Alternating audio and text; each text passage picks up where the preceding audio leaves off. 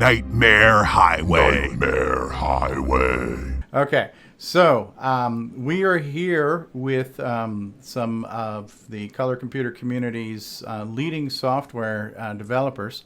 We have Terry Steen with us and Ken Reighard, and I am the interviewer in this scenario. I'm Steve Strobridge, and we are going to talk about the true story behind one of the fastest selling games on the color computer, Nightmare Highway. Not only is Nightmare Highway.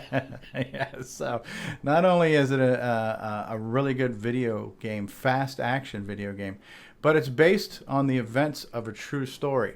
And so this took place in May of 2019, this year, on the way to Cocoa Fest, and it affected Terry. So Terry, why don't you take us back to what happened?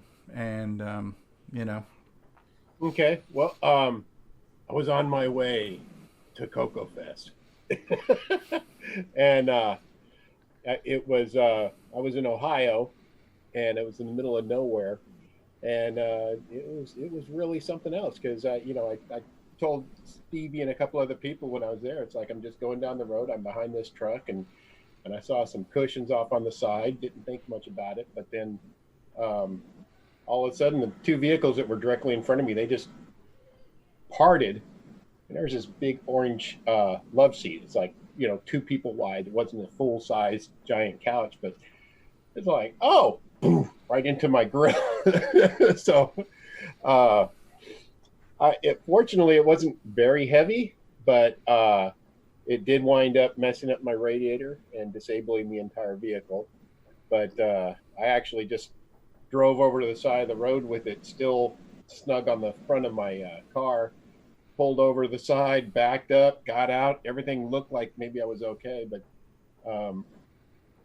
the kind of joke was, on the original interview after the Cocoa Fest with Stevie, it's like, hey, he said, he's like, screw that, I'm going to Cocoa Fest. I have not seen, or had not seen, another fellow Cocoa nerd for decades, and I wasn't gonna miss out. So yeah, I got on the phone to USAA, outstanding insurance, and it took about an hour and a half, 2 hours for them to find a place for me to take the car to, and they came out and got the car, towed it, and I was like, well, what am I gonna do now? Because I need a rental, and they're like, well, the rental place is getting ready to close, but if you get over there within the next half hour, you can get a car. So I was like, well, okay, somebody get me there. So I had the rental people come out and pick me up, kind of like the commercials where it's like, yeah, we'll get you back to the office. And they got me back there, got me in a rental car, and I was watching Stevie's progress, and I was watching my progress, and I thought, hey, we're going to get there about the same time. And by the time I got on the road, it was dark, and I was looking, and it's like, Steve's already there. So, but yeah, I wasn't going to miss out. And was this Friday or Saturday when this happened? This was Friday. Friday. Okay. Yeah, I wanted to get there before setup and get a chance to maybe mingle or something like that. And I got there, people were checking into the rooms and eating downstairs, and I just got a few minutes of saying hi to a couple of people. And was it Lost LWS Tools? He was like William Astle. Doors down for me. What's his name? William Astle. That's him. Yeah, he was the first person I actually met because I was trying to get in my room. Just kind of went up in the elevator and I was Cocoa Fest. He's like, yeah, me too. And he mentioned a few things, and I said, that's you? And he's like, yeah, that's my stuff. And we went off to our mutual rooms, and I was like, man, this is so cool. It's like good old days back when I had a club in Southern California, and I had friends that I could actually talk to about this stuff, and they wouldn't sit there and go, yeah, that's kind of cool. So what else are you doing? So that was my motivation, not to just say, well, trip's canceled. No, I'm pressing on. Yeah, that's pretty hardcore. You took one for the team, and you still made it to the fest. So that's good. Oh, yeah. That's glad I did. Yeah, absolutely. So that's cool. Yeah, it made for a great story. We're all hearing about it. Like, man, I mean, he hit a sofa, and his car's totaled, but he's still here. So, I mean, you definitely get the awards for the the award for the most diehard person who persevered to get to the fest. Yeah, I'm renting a car next year. So, is there a happy ending to the story? And I know first the question we should be asking is, were you injured? I mean, obviously you seemed okay at the fest, but any injuries? I anything else? was fine. I was just, you realize you're not able to keep the trip going, and I was like, no, what am I going to do? And it's just constantly going through my head. It's like, I got to get there. Insurance. Okay, somebody's got to be. And I'm talking to the people on the phone to try to get the tow out there and stuff like that, and they're like, "Well, we think we can take care of you tomorrow or Monday," and I'm like, I said, "No, that doesn't work. I've got to get somebody to tow it now," and all I'm thinking in the back of my mind is I want to say, "Cocoa Fest is tomorrow. I can't wait until Monday." Right. So yeah, I was fine. It's just my mental state at that time was just panic. All the fun's going to be gone. I won't. I can't wait until Monday. Yeah, that would have not have been an interesting story. Yeah. I hit a sofa and couldn't make it. Yeah, and I got to go out there. I got to see all the people with the cocoa stuff going on, and the guy that made my day is the guy who had the little video game machine set up, and turns out he was a big fan of Balloon Fire. Wow. And he used to play it when he was 14, and that was one of his favorite games because he'd come home from school and he could just load it up off a tape and everything. And I'm like, this is awesome, man. Somebody actually did like something I did. So yeah, getting to meet everybody, Overhoser and David Ladd and all that was so awesome. Very cool. And the story didn't end there, where you hit the sofa, you barely survived the accident, and you still scrape your way to Cocoa Fest. That's not the end of the story, because sometime later we end up with a breakout smash hit video game inspired by the events of this true story. As you start your journey to Cocoa Fest, you notice the road ahead is littered with rogue furniture. You realize you are driving on the Nightmare Highway. Nightmare Highway. the game for the Tandy Color Computer 1, 2, and 3. Nightmare Highway. Nightmare Highway. Stunning low-resolution visuals, digital to analog converted sound, 100% machine language, and basic. What are they saying about Nightmare Highway? Nightmare Highway. Steve B. York says, of all the games released this year, this is one of them. L. Kurt S. Boyle says, this will not be on my site. Nick Marionette says, crikey, look at the size of that croc. Get your complimentary copy of Nightmare Highway. Nightmare Highway. at cancanmakeit.com. If you got it for free, you paid too much. And we also have now the creator of this game, Ken Reighard, is here with us. So, Ken, I think it's somewhat of a rhetorical question, but why don't you just tell us we know what the inspiration of the game was, but what was the inspiration, I guess, to do the game? That's a dumb question. You know what I mean, though, right? So, well, first of all, I'd like to apologize for Terry for continuing his struggles with PTSD from the incident. I apologize for the additional pain I put him through, and I know the flashbacks and the night sweats, they'll go away in time. Just keep taking your meds, and it'll be fine. No, but did you do all your voiceovers? Yes, can't you tell by how bad they are? Well, I heard, not until you said Nightmare Highway a little while ago did I think that was you. I thought, oh, he got somebody else to come in and go, Nightmare Highway. You know? That was me talking like that and also fiddling with it in Audacity a little bit to make it even deeper, because I can't usually do the Barry White voice.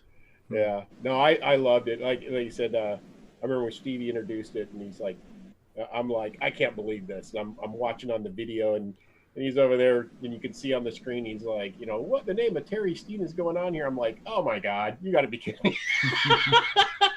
I had to give you credit somehow. Just yeah. No, that's why I told Stevie, and somebody said, I think I'm going to have to I'm going to start programming again so I can get something to wash the bad taste out of my mouth. Hey, it's the guy who hit a couch. Point and left. Point and left. It's like, oh yeah, he did relativity, he did this, and he goes, yeah, but he slapped that 5-year-old kid. It's like, oh, that's what people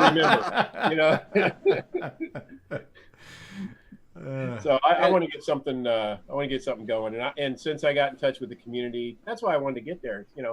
I'm working my SDC. I'm learning how to do assembly on my laptop and have it compile so that I can save it out on a Coco and play it on a Coco.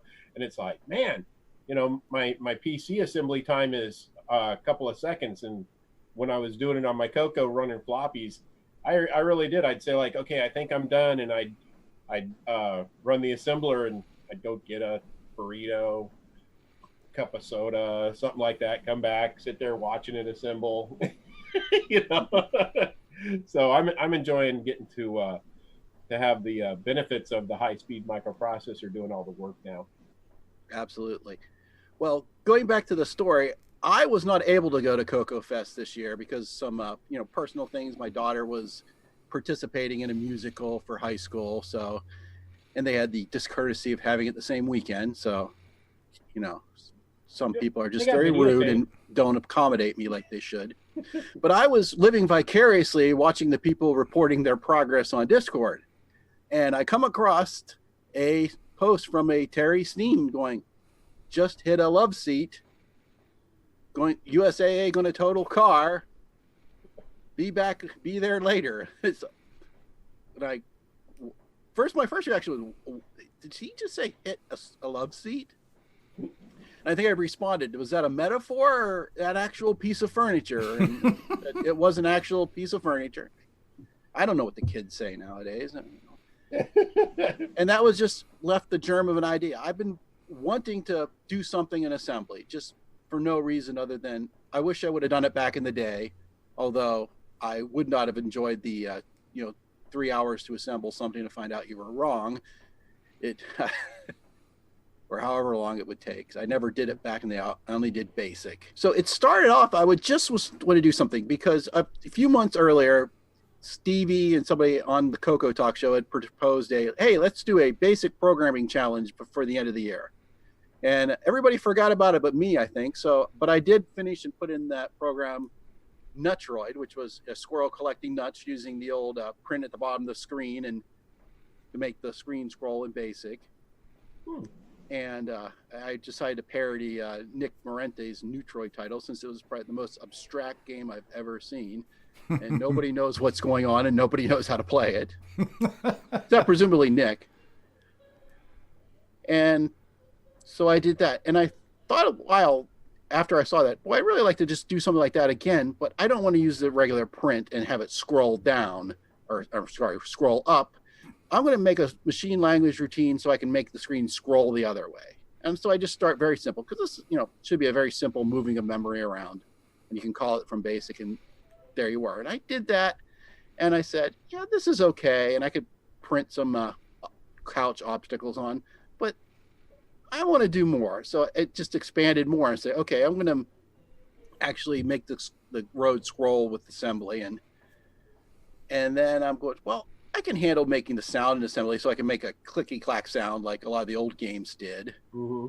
So I did a little bit more, and then I just noticed most of the thing was happening in assembly. So I'm still going to use basic as a loader though, because I don't want to try to do disk access in basic because it just maybe someday, but this sounds like too big of a pain.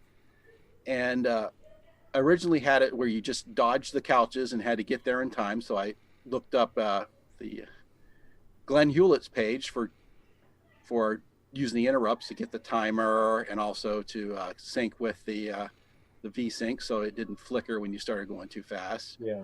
And all the things that everybody had figured out, years ago back in the day when I was a kid in high school reading the Rainbow and looking at all these things that I couldn't afford because I was a kid in high school and had no money. So after that, I had just the timer and that. And when I went on vacation for a week with the family, and I said it needs something else. And that's when I added you have to collect the fuel and keep your fuel going too. So therefore, you had to dodge some things and actually hit other things. So I thought that made a more challenging game. And then I eventually decided to put the high scores in, and that I did in BASIC.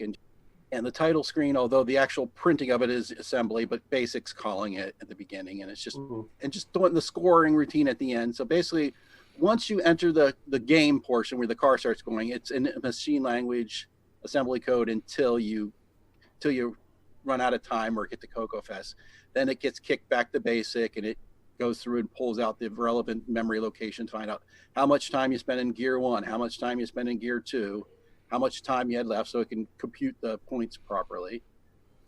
And that was that. I did the commercial because I thought I'd be funny, or at least try. Oh, it's hysterical.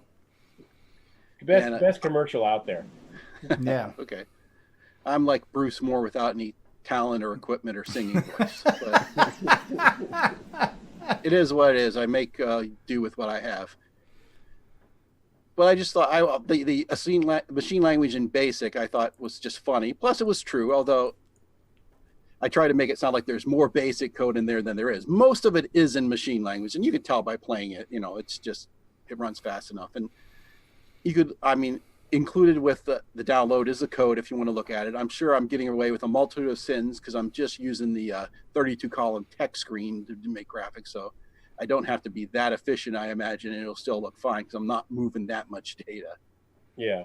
Well, that's what I wasn't sure when you said 100% machine language and BASIC. And it's like, okay, how much is BASIC? Was it compiled BASIC? And all that. But that I guess I should do a caveat because I love the Cocoa Forever commercials.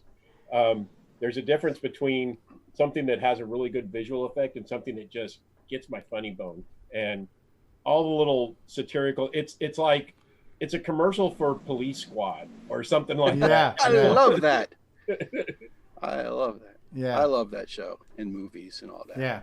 Yeah. So I just thought it was started with that funny, and I just thought I'd do the lameness of it and make it feature. So low resolution graphics, stunning low resolution and graphics, then digital to analog converted sound. Like that was a big deal. Let's make it sound like blast processing, another load of hooey. Well, the things that I had me rolling too was the stuff where it's like, of all the software released this year, this is one of them. Look at the size of that croc.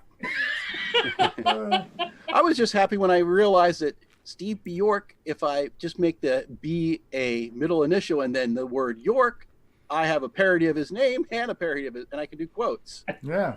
And then I just came up with Curtis Boyle, and then of course stole Nick Marionette's.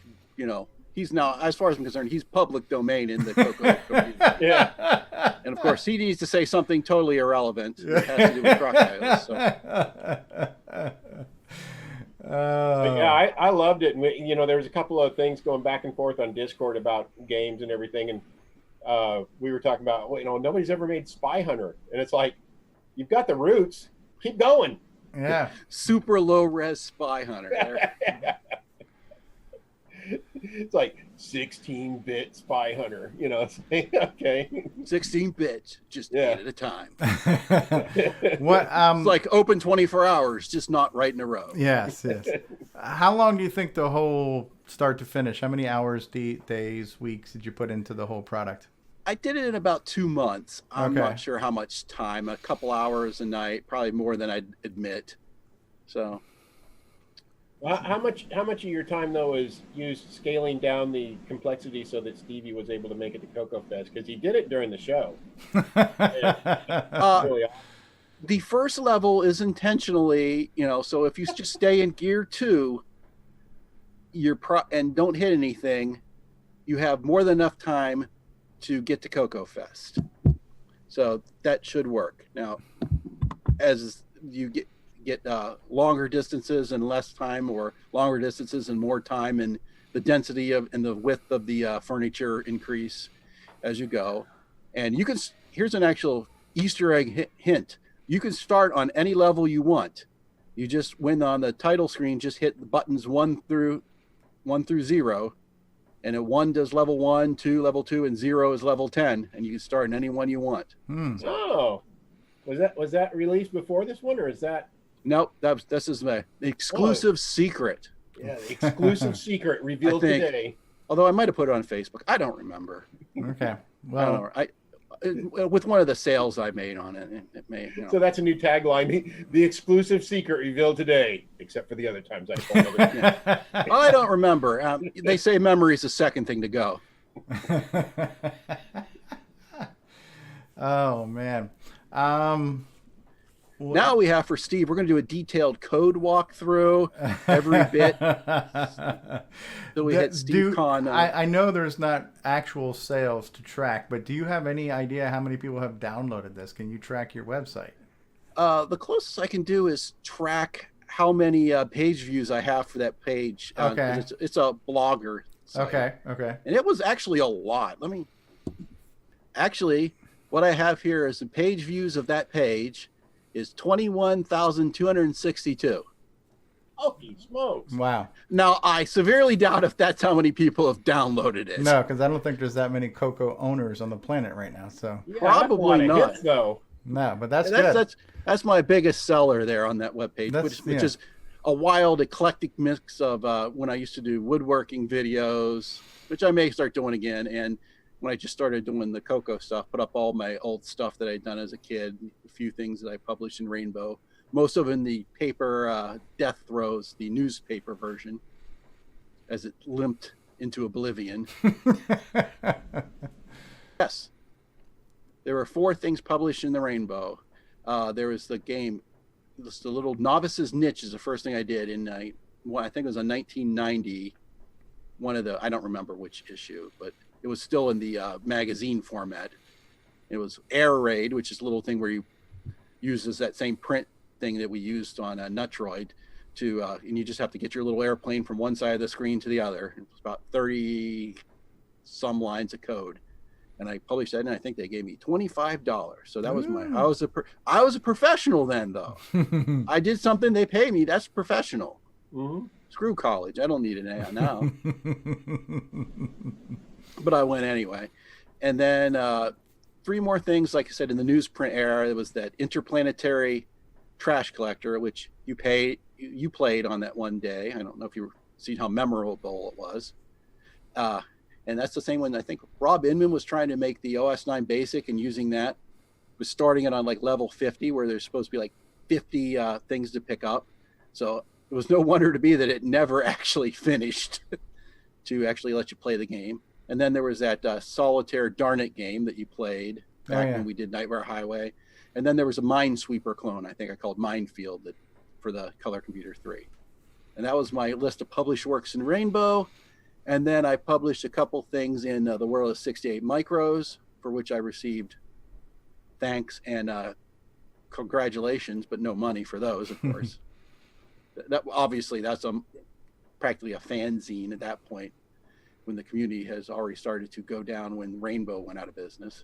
And that was a skydiving game where a guy jumped out of, it was like a copy of an Atari 2600 game called Skydiver. And then I did my little game that was kind of tried to simulate one of those wooden mazes that you tilt back and forth. Oh, okay. With a joystick, called Mr. Maze. It's a great name, and that was published in a couple issues of 68 Micros. One was the actual game, and one was something where you could actually design your own mazes and load that in. And those you can find all those on my site, canmakeit.com. That's canmakeit.com. Visit today. 90% off the first 5 visitors. That's impressive, though. A lot of programs that you've put out there. Yeah, and there's about 10 maybe. And 20-something thousand hits on that page. That's. Yeah, that's crazy. I still try. I think some sort of spam bot has got to it, because occasionally I get some bizarre spam message comment on the page. I gotta go delete. Okay. And it's just another page in the history book of more things. Yeah, well, I'm glad you're still active in programming. Keep it up, man. Crank out some more things. Well, this is fun. I can do it for fun, as opposed to I do it all day for work. But it's it's an ERP system where I work for the steel processing company I work for. So we're maintaining that and fixing that. But this is more, it's for fun, and plus you get to get down into, especially now that I'm playing with the machine language, work with the actual bits and bytes of the hardware. Oh yeah. More, and something I didn't get to do back in the day because I didn't have the assembler or the knowledge. And I'm relearning a lot of stuff now. I was telling Stevie before, it's like I'm finding out I wrote stuff that I'd forgotten about completely, and it's like, wow. And I'm sitting there, okay, and you learn a lot in the later years, because I was doing it as just a teenager, and now I'm sitting here going, okay, well, now I'm an electrical engineer, and I'm able to program other chips, and I've done digital state machines and logic state machines, and now I'm starting to sit there and program, and I'm sitting there going like, why was this so complicated back then? I just need to make this process happen, and everything's wonderful. And I'm sitting there looking at my code and getting mad at there's the future you and the past you, and I'm mad at the past me because I'm sitting there looking at all this code going, a comment every now and then would help me out a whole lot. Learn what you were doing. Yeah. Past you is always a jerk like that. Yeah. It's horrible. What an ass. Remember though, past you said, this is so obvious what it does. Making a comment would be ridiculous. Right. There's no reason whatsoever. This is self-documenting, and it's beautiful, and it's the Beethoven symphony of computer code. And, you just need one comment at the top. No comment is needed. All this should be completely obvious. We hold these truths to be self-evident. Yes, I was just thinking that. Here's future me sitting there looking and going like, why did you save the U register? What are you doing with the U register? And then looking through 5-6 pages of printouts, and I'm like, he's not even using the U register. What was I doing? I bet you at some point you used it again and then decided you didn't need that, but never got around to taking out the first part. So, wow. Yeah. Well, unfortunately, my brother found a lot of this stuff, and he actually found some of my discs that I had from back in the day and sent me images of them. So that's where some of the games came rescued from the abyss of where I didn't even know if they still existed. But yeah, this year it's just been rediscovery for me. It's just learning so much. I cannot believe what people are still doing out there, creating drive wire. VCC is amazing. I mean, it's like somebody took the time to make this thing. It to me, it's the most wonderful tool for prototyping anything that you might want to come up with. Because, like I said, I can write assembly code, try it out in VCC, and then dump it to an SD card, and then go plug it into my SDC, and it works. And I'm like, whoever decided that they wanted to dedicate themselves to making sure that everything was easier for me, I appreciate it. Yeah. I think you've committed a foul. I don't believe you're allowed to say VCC is good in the community because it's slagged on a lot. Now, I like it a lot too, but it's not cross-platform. Oh, yeah. So make it cross-platform, which I believe somebody is doing. Yeah. No, it works great. That's what I'm using too. The Lost Wizard tools and Tool Shed, basically the same. The Long Branch Never setup from Paul Fiscarelli. Yep. Yeah. His Long Branch Never helped out a lot because I was stumbling and fumbling, and I watched his, and I've encouraged him to do more, which he should do. And it was like, oh yeah, here's the doorway to get you started again on a lot of things that you've been having trouble with. Yeah, the only time I use MAME when I need to get into the debugger because it has a decent debugger on it, but MAME is just VCC is just so easy to use. It's just, pardon the phrase, ease of use. Yeah. And of course, you can always get the MC10 emulator too if you want to hold virtual doors open. I just want to maybe close off by saying, maybe get your thoughts on what you thought of Cocoa Fest this year, and are you planning or going to attempt to attend next year, and what are your thoughts about the 2020 Cocoa Fest? I should be able to go this time. The musical was scheduled on a date that's different than where Cocoa Fest is. Cocoa Fest is a little earlier this year. So my plan is to go. I'm starting to work on another program that I hope to have done by then, but I don't know. We'll have to see how it goes. It's going to be a Cocoa 1 and 2 graphical program game, hopefully. But if it doesn't happen, that means I couldn't make it work. But that's what I want to try now, as just to increase my skill. Maybe someday I'll work my way up to a Cocoa 3, 40 years too late. But as far as trying to program for it. Nutroid does take advantage of some Cocoa 3 palette hacks. Yeah, yes, it does. And other games, I did take care of the palette hacks. I love the palette hacks. Yeah. But for Nightmare Highway. Nightmare Highway.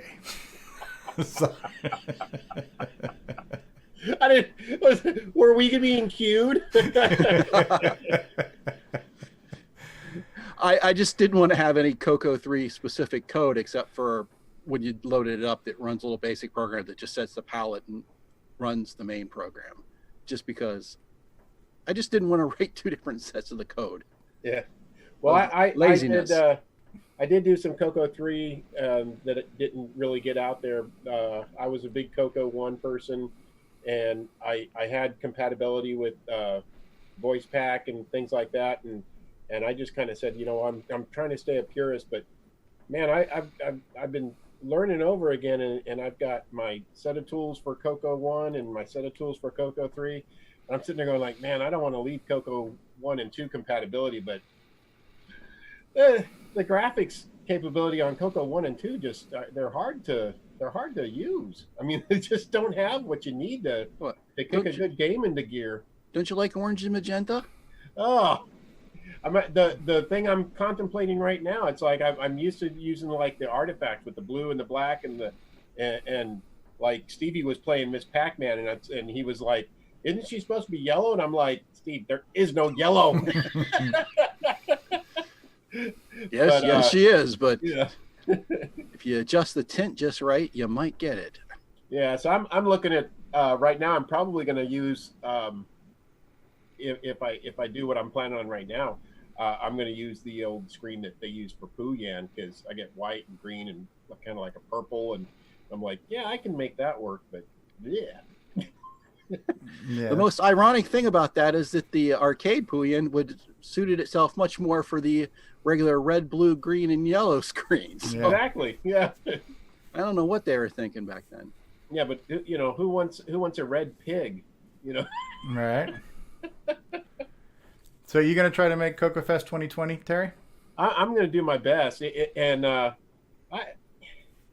went insane because I came back from there all excited about Cocos, and I got into refurbing and everything, and I got a bunch of Cocos. I'm thinking about just setting up a booth just so I can come and see if anybody wants to buy some, and I got a bunch of Coco 2s, and I was talking with Brian, and I thought maybe I'll set up some with sockets so that if somebody says, yeah, I want to get a Coco BGA, and he said, well, you go over there and buy a Coco from that guy. He's got a socket. I'll have you set up in a couple of minutes, But basically, I just had a great time, I mean, some people were just sitting there fooling around, showing off their stuff, and hey, here's a Coco showing Star Wars. It's really bad, but he's showing Star Wars. Yeah, I thought that was awesome. Yeah, everything from that and the kids making jewelries and selling cookies and everything. We'll have to do something about getting 4 or 5 lines to the food next time, though. Yeah. Oh, talking about the dinner. Yeah. Okay. You were standing in the hallway with your back hurting you. You're like, oh, I don't think he's going to make it. But Cool. Absolutely, I've got to make the trek out there again. That was awesome. Absolutely. Yeah, no, the last time I got together with a pack of nerds was in Chicago for the last Rainbow Fest. But yeah, so I definitely am going to be going again. Yeah. I look forward to going again. I should be able to without a problem this year. So, barring some sort of disaster, and I should be there. So consider everyone warned. There you go. Plenty of time to cancel your plans. Yeah. So bring a controller so you can set it up like a pole position for people to play Nightmare Highway. We'll do that. I believe my brother had it set up for Tandy Assembly. Oh, really? Yeah, I think he had it something dedicated to that, which I'm not sure what he was thinking, but Okay. there you go. You have any parting thoughts or words that you want to say to the Coco Talk cast, crew, and viewers? I just want to say thanks for y'all being there, and Stevie, thanks for bringing us all together.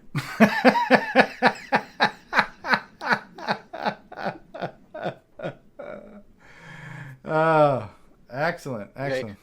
I just like to say I love the community. It's really fun to get back into the thing that I did when I was a kid, because I even really didn't have much of a community. At that point, my connection to it was Rainbow almost exclusively. So every month, that's what I look forward to. But I love it. I love the Coco Talk. That's where I found Stevie's Coco videos, stumbled across them at some point, and then noticed they were starting to do this show for Coco Talk, and I started listening to that, and it's really got me back into things because there was just somewhere to talk about it every week or listen to it, and people are actually playing with it. It's wonderful. But I don't know why you keep putting this Gimes guy on the air. I have a request. Can you please cancel that segment? He's a moron. He's an idiot. He's rude to other shows. Even though I don't understand the whole Donkey King thing, I don't understand. I don't understand. Yeah, if those are thoughts, I don't know. Well, I would do that too, honestly, Stevie, because I've been freezing my ass off in the middle of a field saying Nick Marotta, and nobody. no, I haven't gotten a single idea yet. no idea wishes were granted, huh? Oh. Well, it must not have been a sincere enough field. Yes. Well. And the great Marotta will come if you spend the night in the most sincerest field you can find. If you believe. Yes. Wow.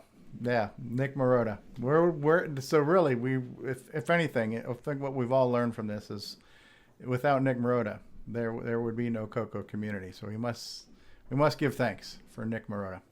Hail Marotta. Hail Marotta. All right. We're not worthy. We're not worthy. All right. Well, we're going to wrap this up. I'm going to press the button, Frank, as your brother says, and we'll stop recording. And here we go. Just when you thought it was safe to go back to Coco Fest. Nightmare Highway. Nightmare Highway. Coco Fest Edition. Still low resolution. Still digital to analog converted sound. More machine language. And basic. Nightmare Highway. Nightmare Highway. Now includes the power of Terry to clear the road ahead. Nightmare Highway. Nightmare Highway. Limited physical editions available for purchase at Coco Fest. Nightmare Highway. Nightmare Highway. All of my games are included as an alleged bonus, including my failed 4th Rainbow Adventure Contest entry previously unreleased for a reason. Nightmare Highway. Nightmare Highway. Now you've really paid too much.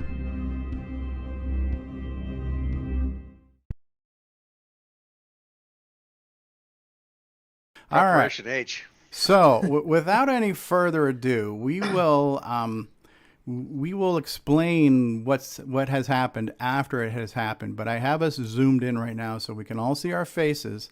I want to ask all of you guys to be silent during this. But I'm going to mute everybody, and you're gonna hear something, and just enjoy it. You can smile, but do a thumbs up, whatever. But enjoy this, react, and then we'll hear your thoughts when we're done. Here's your special treat, everybody.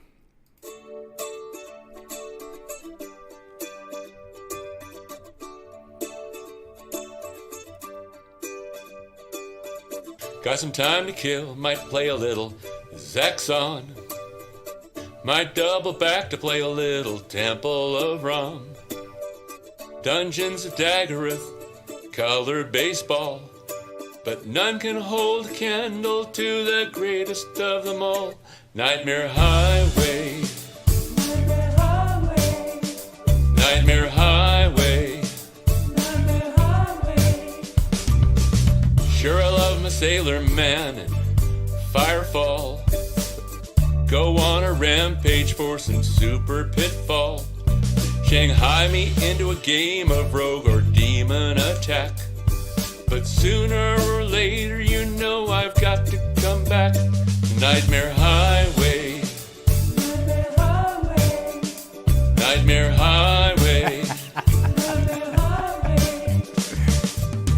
It's got a road. And it's got a car. Dodge the furniture and you'll be a pop star. Okay. Well, okay, maybe I just stick to the facts. To tell this truth, this game really ain't all that. Nightmare Highway. Nightmare Highway. Nightmare Highway. Nightmare Highway. I used to bow down to the Donkey King. Grabber and Cashman used to be my thing. Megabug, Buzzard Bait, Sea Dragon 2. But none of those can satisfy me much as you do. Nightmare Highway. Nightmare Highway. Nightmare Highway. Nightmare Highway. Nightmare Highway. Nightmare Highway. Nightmare Highway. Nightmare Highway. Nightmare Highway. Nightmare Highway.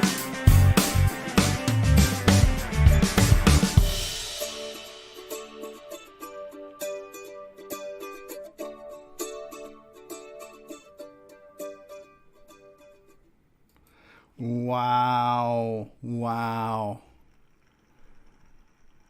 Ladies and gentlemen, that was it. That was the world premiere of the latest hit single, that song that will never get unstuck from your head, none other than Ken Reighard. What are your reactions to hearing that? With the So same much the amount of better. feeling, please. So Yes. much the better. What I was saying is I'm kind of speechless and flattered that anyone would do a song about this little game that I made just because I wanted to make a little game. I'd like to thank everyone who's actually, put down their hard-earned money and purchased their copy of Nightmare Highway. I'm also humbled. Highway. Thank you. I'm also humbled and flattered that people would do that, and we've sold in the low double digits now. So I'm very, very, very, very flattered. And is that Rick singing? I assume. That is me, yes. And you have a very, very nice voice. He does. That's what I told him. And don't be flattered. I mean, I really did point out it's not all that. Hey, Rick, who was your Well, listen background? to the words again. Who was your backup singer? Yeah, he's okay. He's okay telling you now. He just wanted the initial. Oh, okay, Be a yeah. shot surprise. That's a little magic from D. Bruce Moore. Ah. I don't know if that's like his voice process Yeah, it or is. what, but It is. Oh, it is. Okay, Yep. I should have figured. Now, yeah. what was the instrument? That instrument sounded vaguely familiar. It sounded like something you could pick up for about $5. What instrument was playing in the background? Oh, curse you! Nick on the uke. That was me on That's the a uke. Yeah.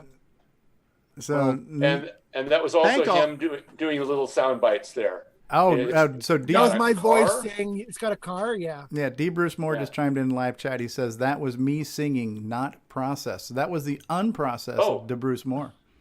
Okay. He's got two ranges. He's got the falsetto range and the yeah. He sounded awesome. Shouldn't we be giving thanks to the car wreck that started this all? Yes. It all starts with Terry Steen, of course. Right. Yes. So and that rogue furniture that some jackwagon in Southeast Ohio lit on the highway. Jackwagon is a perfect description.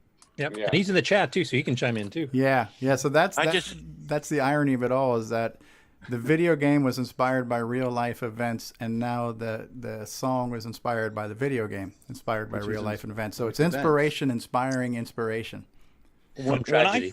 When I first heard this, I said, I thought to myself, I didn't know Rick Adams can sing. And then I said, wait a minute, never mind. Yeah. But I'm kidding. He's got No, that was a really voice. good job, Rick. I couldn't resist making a joke. I just expected to scream at the end. Yeah, so good stuff. So yeah, that was again another. And Terry Steen says, and Terry Steen appreciates your help to never forget the event. The amount of therapy we are all going to cost him is astronomical. Yes. Well, nowadays we'll be in group therapy together, so it won't matter. Oh man. So this That started. was really fun. That was a blast to work Where can on. we download this? So this soon you will know. So this all started when I was getting ready for Cocoa Fest, and I wanted to, compose a song for Cocoa Fest, and when we do our little musical thing on Saturday night, I was hoping to whip that out, and so I started writing something, and then it got canceled, and I said, well, I want to do it anyway, so it sort of proceeded from there. And so I got together with Nick and with Bruce, and we threw all that together, through the magic of the internet. I wanted something that mentioned all kinds of games. I think I counted, and we have like 20 games in there. Wow. That are mentioned. I wanted something, something really like with a lot of references, sort of like We Didn't Start the Fire, or The Day the Music Died, something like that. That just threw a whole bunch of stuff into the same pot. And so that's what we came up with. And Curtis, Buzzard Bait was my contribution to the lyrics. Yeah, I could tell. The ironic thing is that Rick actually approached me about this like a couple months ago, and I've just been too busy with EOU and everything else that I just and I want to drag the project down. That's a good thing to be busy with. Yes. I heard an early prototype. I heard an early prototype with Nick Marotta on the vocals and the ukulele. So. Yeah, thank God you guys didn't hear that one. Play it, Steve. Oh, no. That's in the bonus edition. I sing well in spirit, but not in the physical world. But that was just a demo for Rick. Do you have a link for them yet, Steve? Or are you still? Yeah. So what I did is, the answer is yes. I have published this as an audio podcast on our Cocoa Talk site. But yes, I went ahead and I uploaded the MP3 file to the Cocoa Talk podcast site. So if you subscribe to the podcast, you're going to get it right away. It'll show up. So let me go ahead and do that. And let me just hit publish. Sorry, Ron Delvaux, you're getting ready to say something? Yeah, I think the problem is now that it's published, you're going to get a hit for playing it.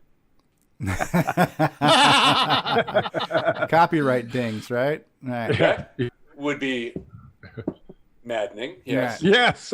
Well, we got a request from DeBruce Moore to play it one more time. So we did. We just heard the world premiere of the new hit single, the latest Earworm, coming at you on the Top 10 Countdown. So we got a request to hear it again. I'm going to go ahead and play it again. And while it's playing, I'll try to get it where you guys' audio can come through this time. So here we go. Just when you thought it was safe to go back to Cocoa Fest. Nightmare Highway. Nightmare Highway. Cocoa Fest Edition? Still low resolution, still digital to analog converted sound. More machine language. And basic. Nightmare Highway. Nightmare Highway. Now includes the power of Terry to clear the road ahead. Nightmare Highway. Nightmare Highway. Available as a DVD-ROM with all my past games as an alleged bonus, including my unreleased 4th Rainbow Adventure Contest entry. Unreleased for a reason. Nightmare Highway. Nightmare Highway. Get your physical or digital copy at cancanmakeit.com. Now you've really paid too much.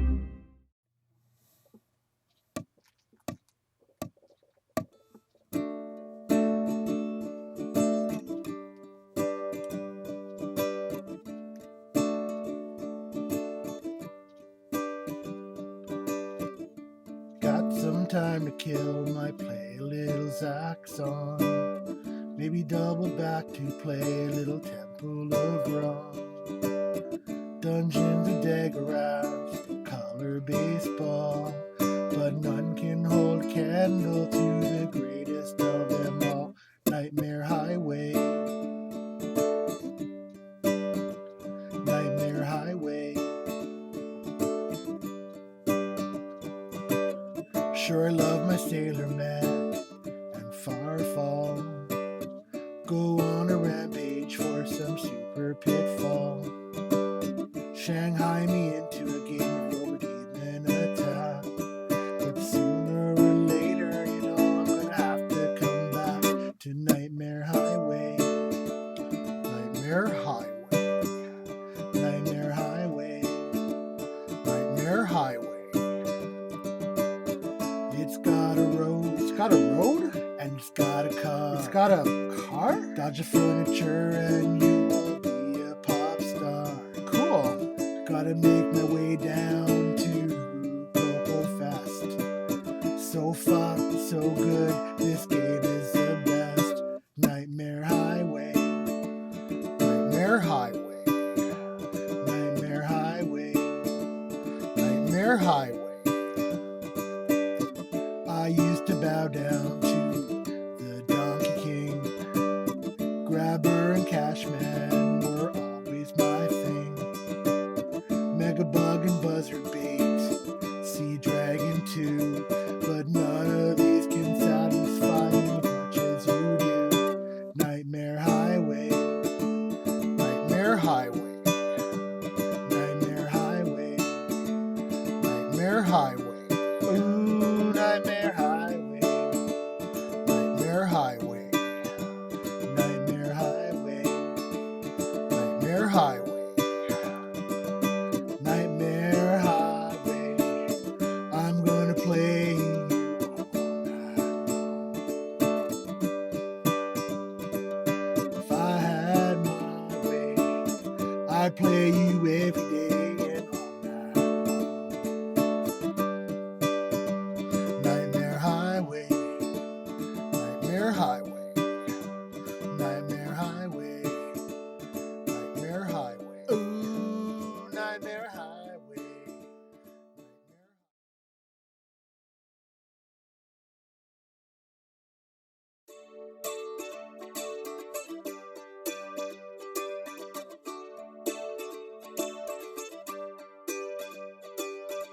Got some time to kill, might play a little Zaxxon. Might double back to play a little Temple of Rum. Dungeons of Daggerath, color baseball, but none can hold a candle to the greatest of them all, Nightmare Highway. Nightmare Highway. Nightmare